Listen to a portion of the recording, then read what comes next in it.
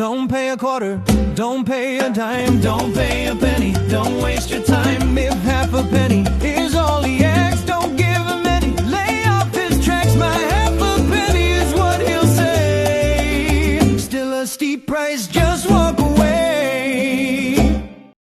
Good morning, Nation, folks, cats, and everything between and beyond. My name is Boy, the host of My Worthless Half a Penny, part 59, actually, not 58, 59.B. The second part of this, My Worthless Half a Pennies, and today we're going to focus on a couple of different things, right? Yes, last game, which was last video, sorry, which was yesterday.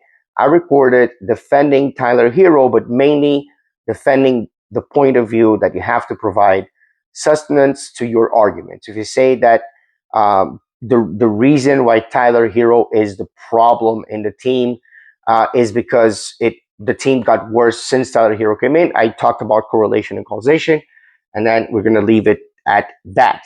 Today I am going to talk a little bit about Hero because I need to read what Anthony Chiang said.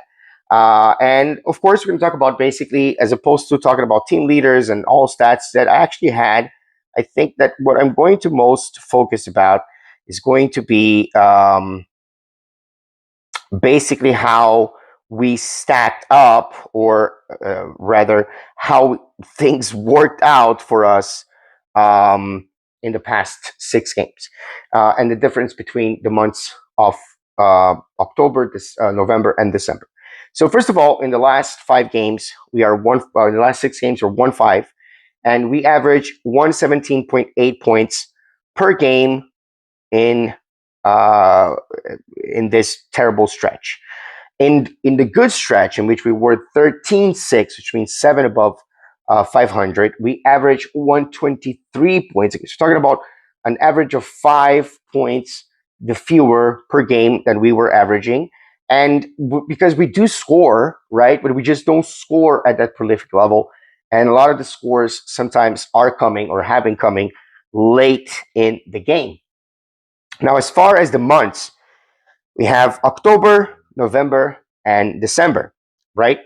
5 games played in October with 3-2 record, 125 points on average. In November, 15 games, 10-5 record, right? And with about 123 points per game. And then we come to December with only 5 games played, and we are averaging 114 points with a 1-4 record. It dropped drastically, about 6 points, right? About 5.5 points between the months of November and December, of November and October. By the way, I did record this video today, and I'm just suffering from a lot of loss of breath. So I'm breathless sometimes, and so I'm having to catch my breath up. Just want you guys to know. Also want you guys to know that I'm probably gonna change this this podcast to something ADHD, because I corrected English incorrectly. I said Hero played 6 games, and yet I thought the record was 3-2 and not 3-3, which is the actual record. In any case, we're going to get to there. So enough, I'm just kind of correcting myself. As we go to the second part of this table, October, we had 45.6 field goal made out of 92.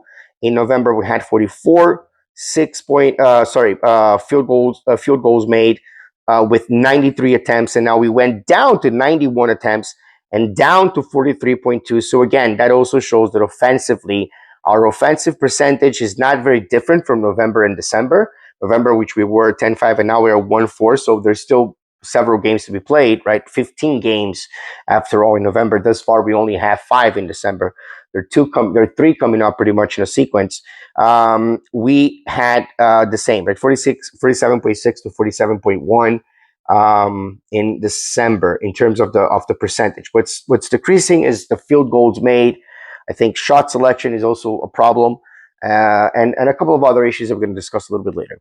All right, 3-point made, 3 points made, and 3 points attempts. Right, in October we made about 15.8 games, 3 points per game with 39 attempts. That drastically decreased in November.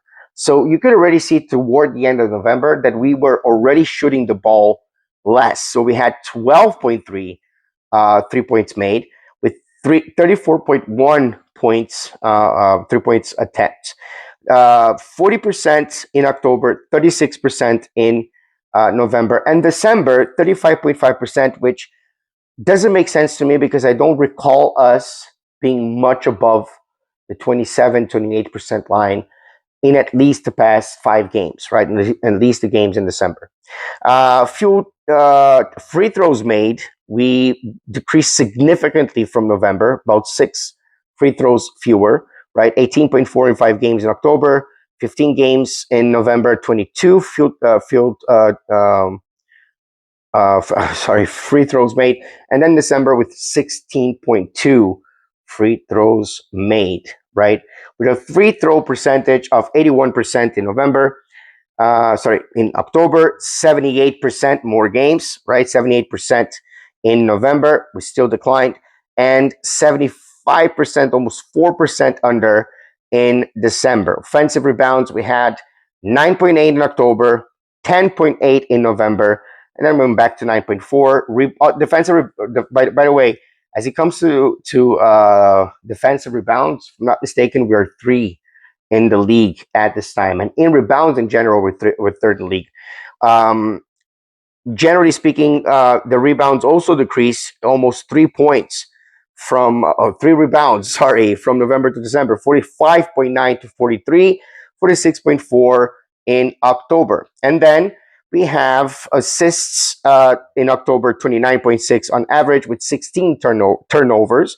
That went down in November to 14.1 turnovers and went up to 30.3 assists. But then we went down, and that's why I think we are 4th in assists at 26.8 assists. And then we had 14.1 turnovers in November versus 11.1 in December. So turning the ball over according to the numbers is not what's happening right now. Blocks, we improved significantly. October with 5 games, under 3 blocks a game, almost 5 blocks a game in November, and 6.5 blocks a game in December, right? So we did great there. And finally, we had 21 personal fouls in October. That decreased to 20.1 personal fouls in November, and that decreased, which is a good thing, to 17.1 personal fouls. However, our plus minus in October was animalistic, 11.4 bestial. In November, 3.3, and then it decreased almost 6 points in that case, in the plus minus to minus 3.8 at this stage. So as I said before, the Miami Heat do sit in the 8th place in the East. They're 14-11, which I believe we know. We went to 22nd in points allowed by opponents per game. I believe that I'm just kind of opening this file right now. So we are 3rd now in points per game with 121.7. We went down 1 position in that regard. Rebounds per game, we are 8th. So, oh my gosh, yeah, we actually had gone up to about 4th, and now we are 8th with 45.4. Assists per game, about 29, 4th, and opponents allowed per game, points allowed per game, about 118 and a half. And so basically, I think that says it all. Now, the 3 points that I wanted to make about what I think is happening. So number one, and the numbers kind of coincide with that. So number one, a dip in 3-point percentage, a dip in 3-point attempt, a dip in 3 points made. So 3-pointers are a problem. Shouldn't be on the arc is a problem. We have people who are supposed to be doing that well, like Fontecchio, who's hit a wall right now. Can he recover? Of course he can. It's a long season. I don't think Jovic can. Jovic is non-existent. Jovic is a ghost. Some people still ask for him to play, but they don't understand that he's not playing for a reason. He hasn't contributed or impacted the game in any beneficial way whatsoever thus far in the season. So, and then Powell's both free throw percentage and 3-point percentage also went down, which is a big problematic. And of course, we had a game in which Hero was supposed to score his 1,000th 3-point field goal, but unfortunately, it was not able to get to any. It was, I think, over 6 attempts, right, against Orlando. So, number one, 3 points. Need to improve that. Need to get out of the slump. Need to find ways to be more involved with being able to get the 3 points when they make sense, being able to take the right shots and being able to execute those shots better. That's number one, right? Number two, the bench is not producing. The bench is in severe decline. Whereas before we could count with Jaquez, I think it's been figured out. We can see that when he drives to the rim, it gets blocked, it gets well defended, it gets bodied up. It's not doing great with layups like he was in the beginning of the season. And so he's decreased his efficiency. And then the bench unit is a little bit lost because Fontecchio is not working well, right? Drew Smith is great on defense, but we all know that he's not good on offense, and we need a guy that can be both, right? At least minimally, and I think that Drew is a little bit below minimally, offensively speaking. I like him. Um, Obviously, I like his story, but I don't know how high is his ceiling. Defensively, he's doing very well. And so when it comes to the bench, and then we have Ware coming off the bench right now, and Ware coming off the bench with this unit, which right now also includes Pelle Larson, played some amazing games and some mediocre games with us. Always giving his blood to the game. I appreciate that very much. Always doing the trying to do the right thing, taking those charges, which is very important for us. But at the end of the day, the production decreased, the points decreased. Last game against Orlando was not an exception. All of the bench, I think, was in the minus. So that's all of the bench was in the minus except for Jaquez, I think. So it's one of those situations in which I think, okay, we're not shooting well with 3 points. Our bench unit is not coming through the way they did and were so important in those first 19 games. And then we have the lack of synchronicity on the defense, right? The defense is suffering from lack of synchronicity. If you look at certain numbers, defensively speaking, that's not necessarily where the problem lies. It lies in the fact that our offensive rating, I think right now, the past 5 games, is at the bottom, 29th in the NBA. But still, our defense is now working well. The rotation basically contributes to that. And this is where we go to, what is realism versus, what is correlation versus causation? So what critics are saying about Hero is a little bit problematic only because fans are adopting a perception in which they think that getting Hero off the team for anybody that they think is better, and trust me, they think most players are better than Tyler Hero in the same kind of position that Tyler Hero is, in the same tier that Tyler Hero is. I think that they're going to regret it. I think that Tyler Hero needs to be traded if it means getting Giannis, right? There are certain players that you're not going to save Tyler Hero from that. But I think that the most important part is that he contributes to the game, right? He's been averaging about 23 points a game, about 5 rebounds and 2 assists, something like that. I have to look at the numbers. You guys look at the numbers by yourselves. I'm not posting those right now. And I wanted to read what Anthony Chiang said because basically before, like I said, does Anthony Chiang not know what he's talking about? Does Ira not know what he's talking about? Does Ethan Skolnick, Alex Toledo, Brady Hawk, and others, I don't remember all the names right now, don't know? Do they not know what they're talking about? Because I think that at the end of the day, what you're basically saying is that when you're arguing that Hero is the problem, you're going against not just people that look at the numbers. You're looking at people that go to the games. You're looking at people that actually take pains in making sure they're going to be able to watch the Heat. So I cannot fathom truly the main reason for that. And if we look at this is basically the summary of what I meant to say the other day. But in those 6 games, the Heat has actually outscored opponents by 3.6 points per 100 possessions in the 191 minutes that Hero has been on the court. This is in the words of Anthony Chiang. And by the way, okay, by the way, Hero, when Hero is on the court, we are 3.6, right? We are 3.6 plus, which is basically what we're saying. Off the court, we're 3.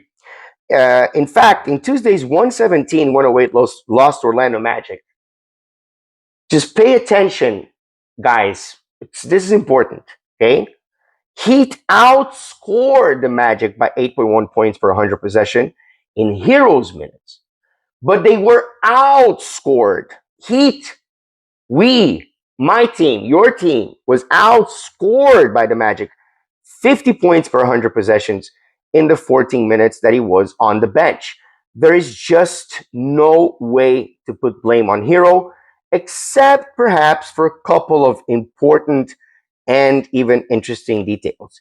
One of the people that I talk to a lot, Justin Morgan, shout out to you. He made me watch the video Locked on Heat. Actually, look at that, and then I can tell you this, okay? Figuring out what to do with Hero is indeed a problem. Figuring out what to do with the roster is indeed a problem. My opinion is that Wiggins should come off the bench because it's easier, again, for me to make $1 million by tomorrow than for Hero to be put on the bench right now with Spo and with Pat Riley paying the money that they want to pay him, showcasing him so perhaps they have trade value for him. It's not going to help him coming off the bench.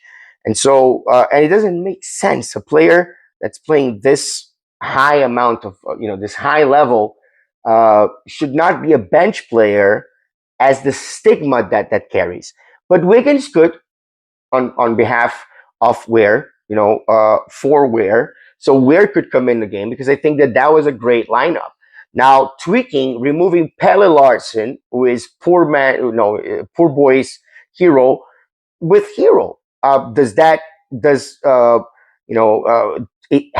been working? No, but in all honesty, we hadn't really had much time to prepare other than I think the 4 days break, because we had only one game with 4 days break. We lost. Seems like the most we wait, the most we lose as well. But again, let me just try to wrap it up under 20 minutes. I don't believe Hero is the problem, but I believe that obviously, as Anthony Chiang said, inserting a new player in the rotation and a high usage new player and a high on the ball, dribble first kind of player, you are kind of throwing not a monkey wrench, because it's not like we halted to a grind. The numbers don't show a decrease. They don't show a major, dip. In offensive rating, yes, but not a major dip. And so because of that, because we understand that this is a situation, we also have to understand that we are only in the first 25 games. There are trades that could still be made. I don't know if I'm hopeful or not hopeful, but I'll tell you that I do expect things to get better, because I do expect the Hero Normal Powell association actually working. I wish Wiggins comes off the bench, because I think Ware is a guy that needs to get going from the start, and then he plays amazingly. So I wish he could come off the bench for Ware. That has been my wish for the entire time. But again, not Hero. I don't want Hero off the bench, not because I don't want him off the bench, because I do understand the people that say that he should be coming off the bench, but because I don't think it's realistic. It doesn't make sense. So why wish for it, right? I might as well wish to get a unicorn. So that's not going to happen. Not going to happen. I hope I can edit this video, guys, and post it. But that's it. Stay safe, stay warm, stay dry, and stay as happy as possible in this very complicated world of ours. Let's go Heat.